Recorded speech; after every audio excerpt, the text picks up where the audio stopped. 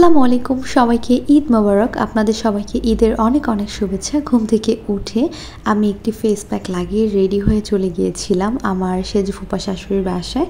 আর এখানে সাহিলের বাবা সাহিলকে নিয়ে আদর করছিল, তো এই ফাঁকে ভাবলাম যে খেয়ে নেই। তো আম্মা হচ্ছে সকাল সকাল চটপটি করে সব সময়, তো এখানে হচ্ছে চটপটি খাচ্ছিলাম। এটা আমার বাসায় প্রত্যেক ঈদে মাস্ট থাকবেই।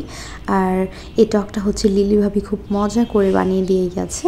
এইবার ভাবিকে অনেক মিস করছি, কারণ ভাবি এবার আমাদের সাথে ঈদ করতে পারেনি। ভাবির ঈদের পরে যেহেতু ভাবির একটি প্রোগ্রাম আছে, তো ভাবি আগে চলে গিয়েছিল। আর এখানে আম্মা অনেক কিছু রান্না করেছে। পোলাও ছিল, ডিমের কোরমা, রোস্ট, গরুর মাংস, ফিরনি ছিল, তারপর হচ্ছে নবাবী সেমাই। সকালে খাওয়ার জন্য হচ্ছে আম্মা এখানে সাদা খিচুড়ি করেছিল এবং বেগুন ভাজা ছিল। আর চিকেন খুব মজা করে কষিয়ে রান্না করেছে, এটাও খেতে ভীষণ মজার ছিল। এছাড়াও আমার রান্না করা প্রত্যেকটা খাবারই খুব মজার হয়।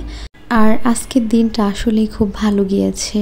আর আমি কিন্তু অনেক সালামি পেয়েছি। আপনারা কে কত সালামি পেয়েছেন অবশ্যই কিন্তু জানাবেন। এছাড়াও এবার ঈদটা কিন্তু আমার কাছে একটু বেশি স্পেশাল, কারণ আমার একটি ননদ আমেরিকা থেকে এসে আমাদের সাথে ঈদ করেছে। সবাই মিলে কিন্তু অনেক মজা করছিলাম, গল্প করছিলাম, এছাড়া খাওয়া দাওয়া তো ছিলই। আর এরপর হচ্ছে সকালের নাস্তাটা খেয়ে নিয়েছিলাম। চটপটি খাওয়ার পর আর কিছুই খাওয়া হয়নি, তো সকালের নাস্তাটা খেয়ে আম্মাকে একটু হাতে হাতে হেল্প করছিলাম। এছাড়াও কিন্তু আম্মা প্রত্যেকবার ঈদে 2 থেকে 3 জন হেল্পিং হ্যান্ড নিয়ে রাখে, যেন আম্মার কষ্ট একটু কম হয়। আর ঈদের আনন্দটা যেন কীভাবে আস্তে আস্তে হারিয়ে যাচ্ছে, সেই ছোটোবেলার ঈদের আনন্দটা আর পাই না। এরপর তো দেখতেই পাচ্ছেন ফাইনালি আমি অনেকগুলো সালামি পেয়েছি, আমি তো অনেক হ্যাপি। এরপর আমি এবং সিফাত মিলে একটু ঘুরতে বের হয়েছিলাম রাত 10টা বাজে, সাহিলকে ওর নানুর কাছে রেখে।